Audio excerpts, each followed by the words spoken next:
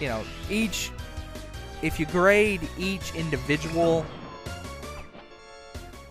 episode as a standalone, each episode, you know, doesn't really do well. But as a whole, the game is very good, and I would suggest it to anybody who likes adventure games and Back to the Future.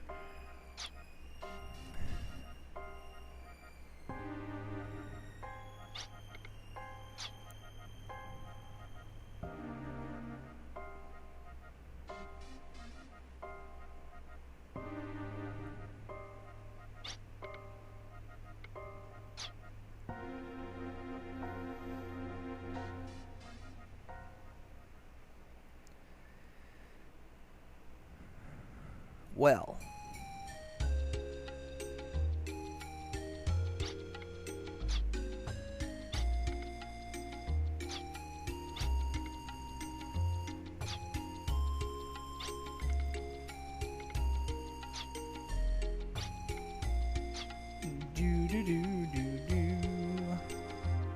I don't know why it had to go into this like over thing here to tell the story. I mean, they could have easily just told this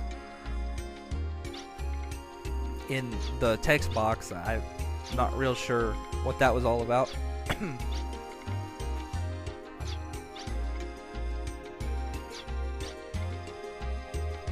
I do like the little text emote there. No, unhappy face. Now, to progress the plot here, you actually have to talk to everyone in the village.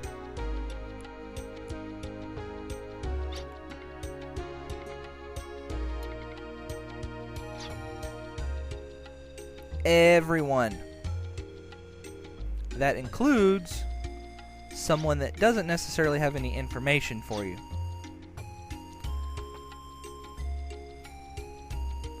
You have to talk to the memory service person. You have to talk to them.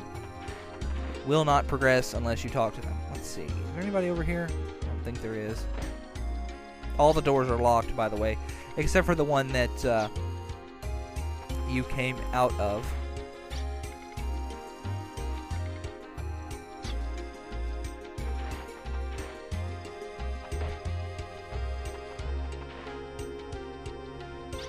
And you also cannot leave the village.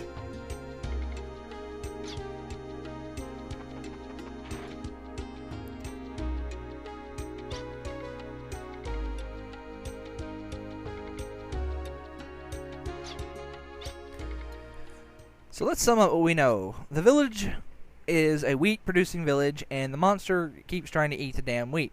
Therefore, I deduce that the monster is after the wheat and not the villagers.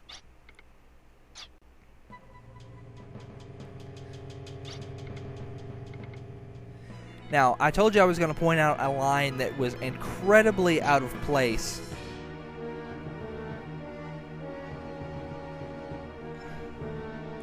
That line right there. Young lady, give me a hand. Now, either she wasn't meant to say it, or she was talking to her sister. I don't know. I'm not real sure. Little confusing things like that permeate the script in this game. But anyway, for the boss of Lilka's introduction, we meet the Boundless Glutton monster, Olivier. Olivier.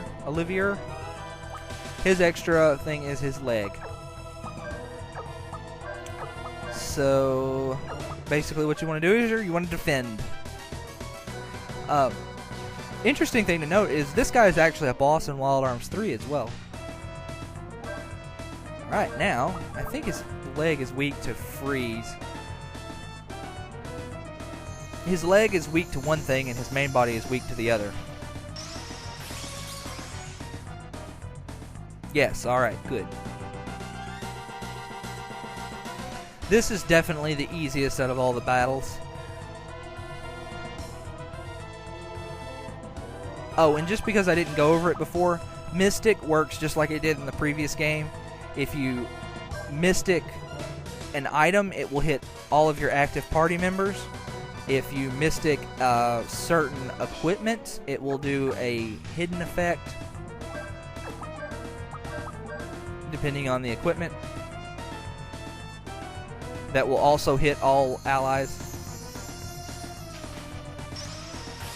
Although I think there's actually less stuff in this game that can be Mystic than the first game. I think Cecilia had more stuff she can Mystic.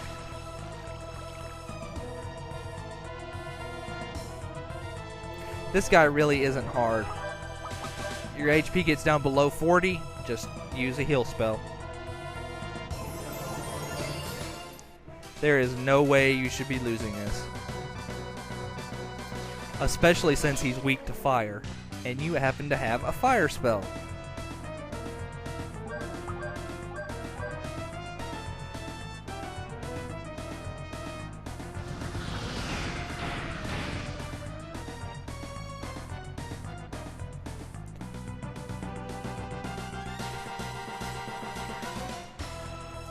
I like the shooting star in the background. I think that's a nice touch.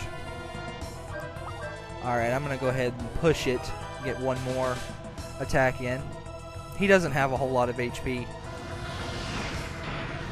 3 or 4 fire spells should kill him.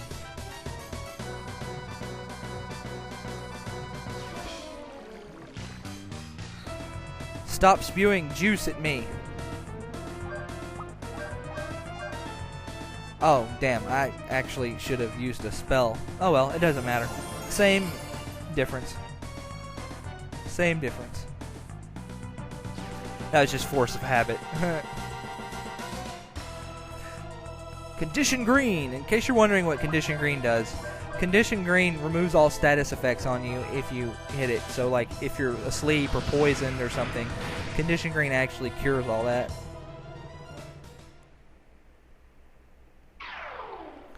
Then he gets small and he gets real big. And that concludes all of the introductions. Well, almost. We're almost there. Just a little bit more before we start the real game.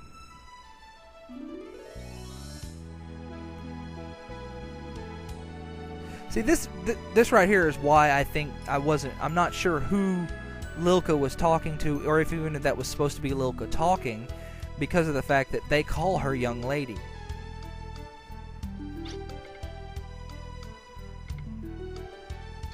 And then Lilka's like, V for victory, sucker! Yeah!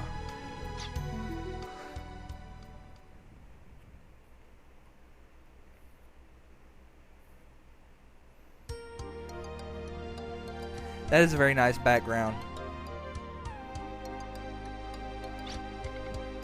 The people that they got to work on this game and the first game are very good at backgrounds and sprite work and stuff like that. It's kind of a shame that they didn't do this game like in that kind of style that the background's in now. But, you know,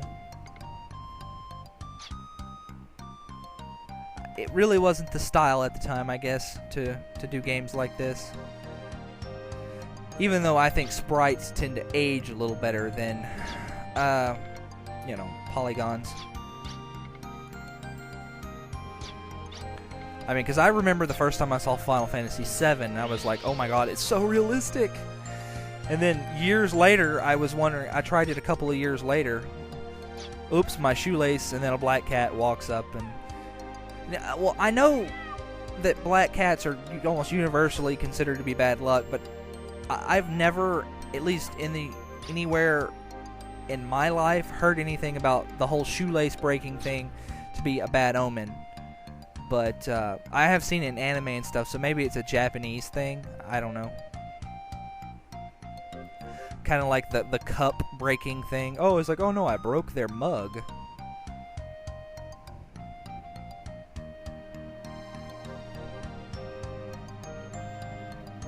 And here we got a nice little glimpse of Lilka. She's a cheerful girl who has a bit of a sister complex and tries to, I guess, be strong and look cool to prove that she can be as good as her sister.